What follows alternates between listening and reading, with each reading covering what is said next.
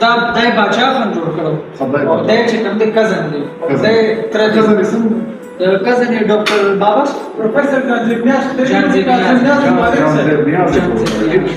او دا یې ترو ډاکټر خان صاحب دا د دفاع نه چیف منسٹر شو هغه نه زموږ دی کړی په کاکا باندې څنګه خبرې دي دا ډېر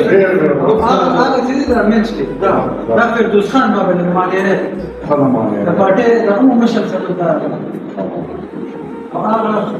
ګلی بابا د پلار ورسره او دا خپل ځان زمون نه دی ها او نه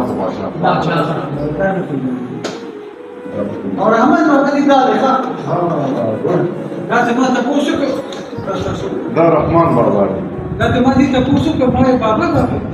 دا په درس دا کس شو ته هم شو په چې دا رحمان بابا دې خدا سي